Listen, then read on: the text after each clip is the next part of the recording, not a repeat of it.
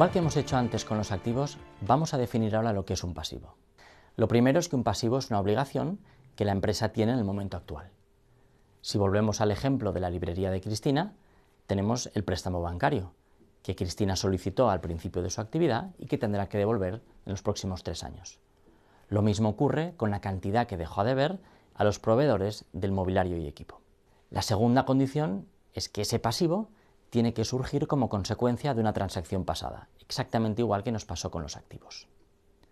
En el caso de Cristina, una vez más, es probable que tengamos un contrato firmado con el banco, conforme ese préstamo es de una cierta cantidad y debe devolverse en un plazo determinado, y exactamente igual con los proveedores, conforme el valor del mobiliario era tanto y tiene que pagarse en un plazo a determinar de 30, 40 o 50 días, lo que sea.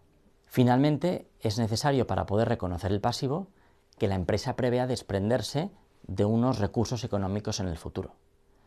Esto se trata simplemente de devolver al banco la cantidad que le habían prestado y exactamente igual con los proveedores. En este punto podría surgirnos una pregunta de la misma forma que nos podría haber surgido al hablar de activos.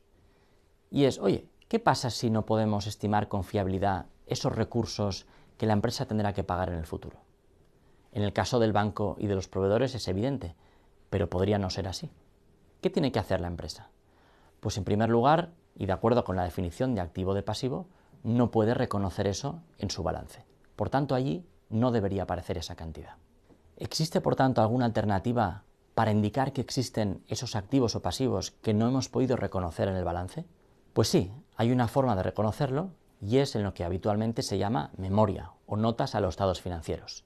Se trata simplemente de un conjunto de documentos que añadimos al final de los estados financieros y en lo que de alguna forma explicamos todo aquello que los números no han podido reflejar en el balance o en el resto de estados financieros.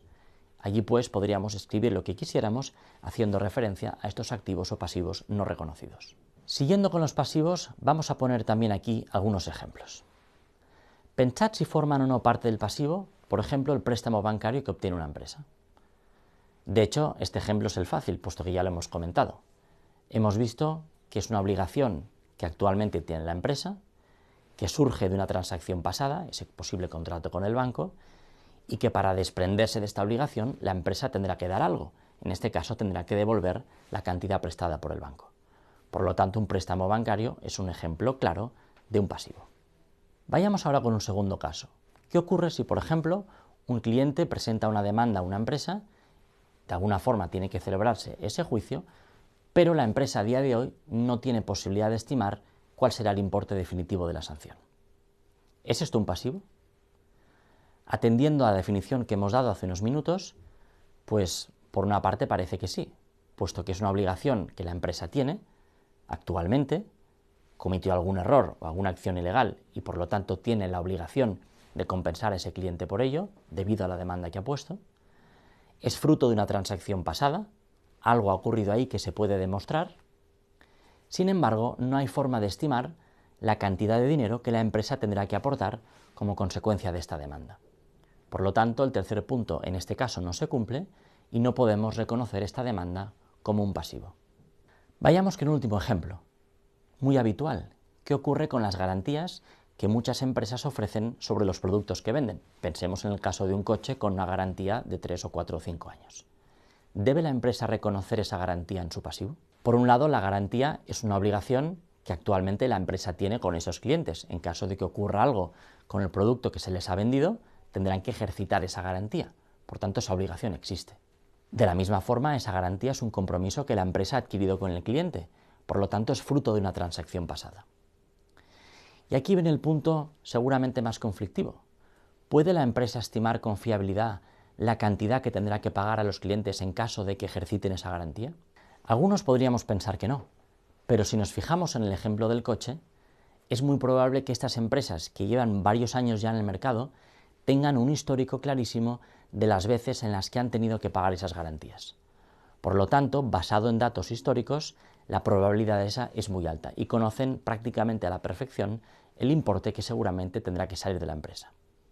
Por tanto, podemos reconocer una garantía como un pasivo. A esta idea de garantías que acabamos de ver, en contabilidad solemos darle un concepto un poco más general que denominamos provisiones. Las provisiones, sin embargo, van más allá del alcance de este curso y por lo tanto no podremos verlas con detalle. Ahora que hemos visto lo que es un activo y lo que es un pasivo, dejadme acabar este vídeo con un pequeño recordatorio acerca de la diferencia entre ambos, el patrimonio neto.